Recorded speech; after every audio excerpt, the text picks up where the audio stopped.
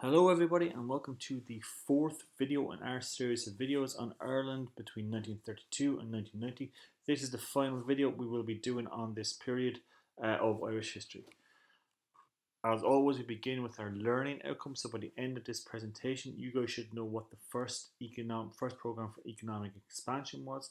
Second, you guys should know two reforms to the education system under the new Taoiseach Sean Lemass. And third, you guys should know two other notable achievements under the Lemass government. As we alluded to in the previous video, in 1959, Eamon de Valera finally stepped down as Taoiseach of Ireland.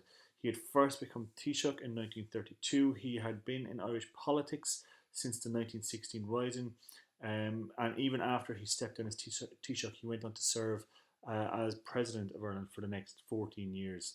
When De Valera stepped down, he was replaced by a senior member of his staff, a man called Sean Lemass.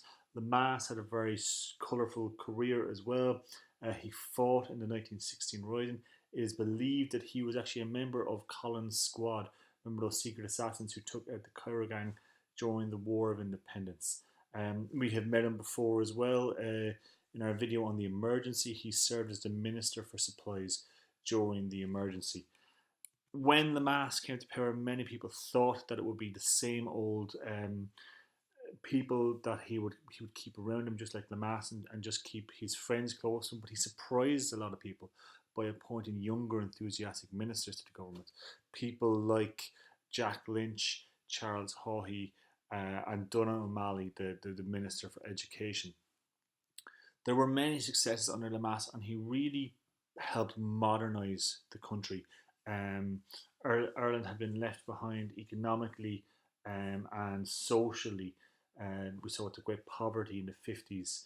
And Lemass is really responsible for bringing that on. And he had successes in four main areas: the economy, in the education system, in relations with Northern Ireland, and in modernising the country.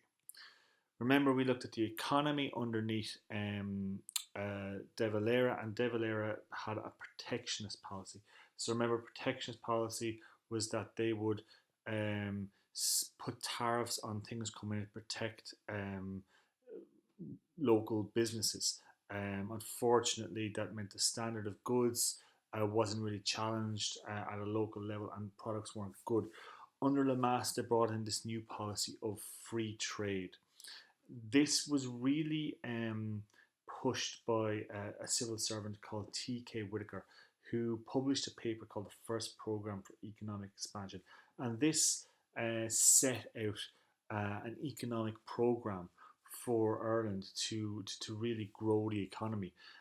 He emphasised encouraging exports and giving tax concessions to attract foreign companies, and it really helped transform the country. The results of the policy were that many British and American companies began to build factories in Ireland. Unemployment dropped quite considerably thanks to the new investment that was coming in, and immigration declined massively also.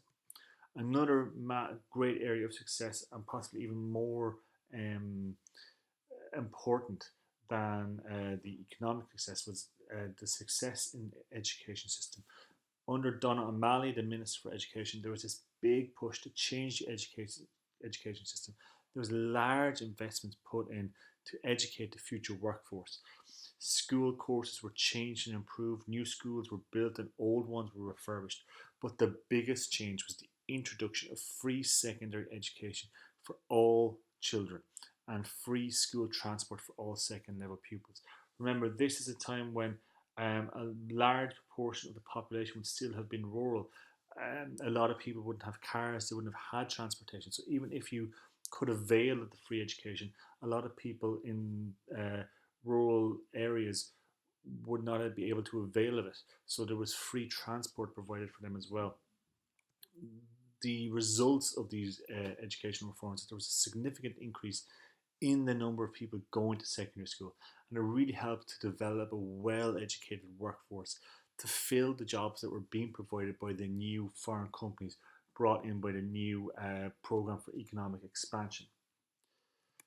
The third really big area of success was the normalising of relations with Northern Ireland. We will be looking at Northern Ireland in our next series of videos, and things are going to get pretty bad in the 60s in Northern Ireland. But Lemass reached out to the Prime Minister of Northern Ireland, Terence O'Neill, himself a man who was possibly the most liberal of the Northern Irish prime ministers up to this point. And he went and he met him in Belfast in 1965. And then O'Neill came back and visited in Dublin. They were trying to encourage cooperation in tourism and agriculture. And while the relationship begins to go south soon after this, as the Troubles kick off in Northern Ireland, um, it establishes lines of communication that will become so important in the peace process later on. The fourth big aspect of the Lemass government is social change, really bringing about a change in Irish culture. So on the 31st of December 1961, RTE put out its first televised broadcast, bringing a whole new medium of media to the people. It had a big impact on the attitude of Irish society. It helped change Irish culture, bring it more in line with the fashion trends, from America and Britain at the time. Another big landmark event was the visit of John F. Kennedy, who was President of the United States at the time. This was the most powerful man in the world, and for him to come to Ireland and give a speech talking about the economic progress that Ireland had been making under Lemass really lifted the mood of the country as well.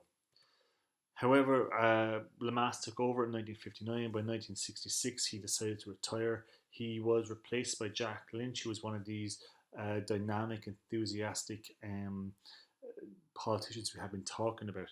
And Lynch, he came in at a difficult time, heightened tensions with Northern Ireland, which we'll be looking at, really kicked off. He was in charge during that period. There was the arms crisis, which had threatened to bring down his government, with two ministers having to be fired, one of them being Charles Haughey, we talked about earlier on.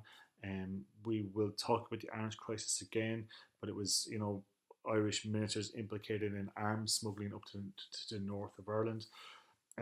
One of the big things then was Ireland joining the EEC, which is now the EU, in 1973, and it brought a lot of investment into the country as well. However, the world economy began to slow down in the 70s due to oil crises. So from 73 to 1977, Fine Gael Labour had a government under Liam Cosgrave. Lynch got back into power from 1977 to 1979. And then in 79, he was replaced as the leader of the party by Charles Haughey. Then in the 80s, again, economic problems caused instability in government throughout the 80s. There were three governments within 18 months at the beginning of the 80s. Power went between Fianna Fáil under Haughey and Gareth Fitzgerald under a Fine Gael Labour coalition. There was a Great Depression within the country. It was a worldwide thing. There had been a big economic crash in the 80s, and this country would have felt it. Gareth Fitzgerald's government was famously brought down for trying to put tax on children's shoes. People just felt it was a step too far. Of course, then in the 1990s, Ireland experienced massive economic success. This was known as the Celtic Tiger. A lot of greed would help precipitate the fall of the Irish economy in the 2000s, when a lot of greed really left people struggling in the country. The 1990s also, however, saw the first female president of Ireland elected. Mary Robinson was elected in 1990. She was followed by Mary McAleese in 1997, who served a 14-year term. So that brings us to the end of our presentation. A quick run through the 70s, 80s, and 90s, but the real thing we're focused on here is Sean Lemass. So you guys should now know what the first program for economic expansion was, and the effects it had on the country.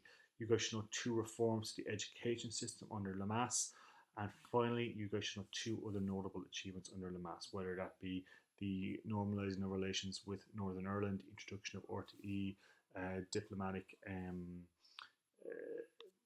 progress with the United States, and things like that. Thanks for watching. Hope you guys got something good from this video.